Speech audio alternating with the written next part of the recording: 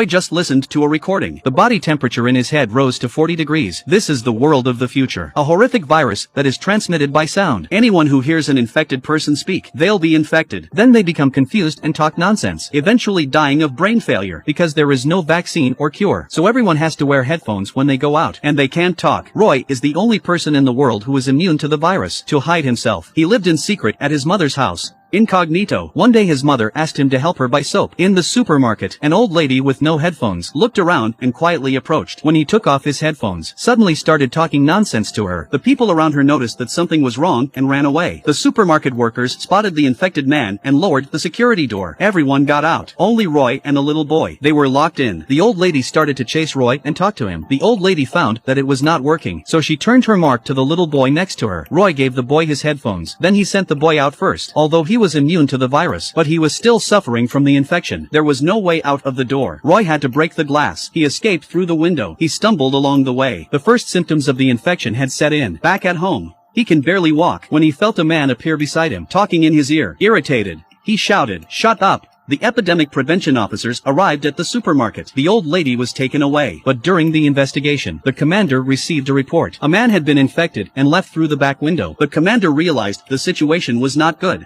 Commander looked through the surveillance. He was pretty sure that the man was infected, but because the video was so blurry, the man's appearance was only approximate. They could only follow where the man had disappeared, but it was this blurred outline. It reminded the commander of a case from long ago. Project X. A team was working on this virus. They were the first to come up with the idea of classifying the virus, and the news that children were not immune to the virus. They were said to be on the verge of developing a vaccine, but strangely enough, this team of 4 was caught in a fire. 3 people were killed. Only 1 linguist is unaccounted for, and the photograph he left behind in the archives. He looks exactly like Roy. At this point Roy arrives at a relative's house. The husband of the family had been infected with the virus, but still hadn't said a word for years, so the virus hadn't spread. But when he saw Roy, the man suddenly started shouting. The commotion attracted the young son of a relative. The youngest son asked Roy to cure his father, but Roy said, when he contracted the virus, it was his good brother Tom who gave him the sacred seal of the skull. That gave him immunity to the virus. But now Tom had died in that fire. There was no way out. The youngest son said that Tom hadn't died at all. Roy didn't believe him, but on the way back, the younger son gave him a packet of pills and a photograph. The picture on the pills, they were identical to the tattoo on Tom's arm, and these pills came from an infected person. This leads Roy to wonder if there is something strange about his friend's death. On the other side, the commander had identified him through surveillance and got his medical records. It showed that Roy had been to the rehab center 14 times in a row. Strangely enough, each time the illness was a high head fever. This struck the commander as impossible.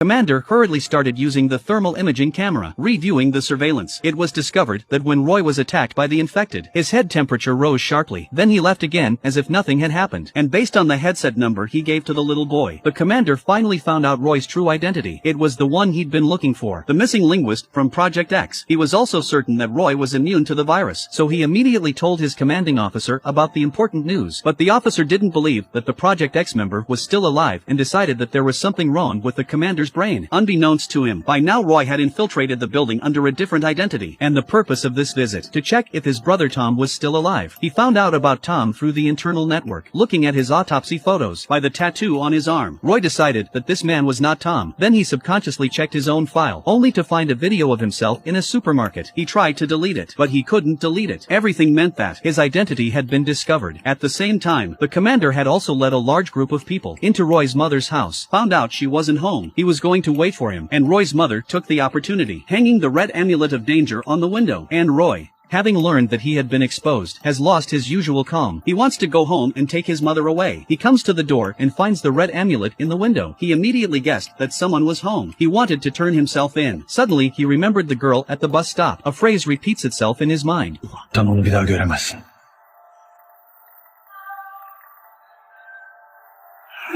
So he made up his mind and started talking deliberately. Then he turned around and ran away.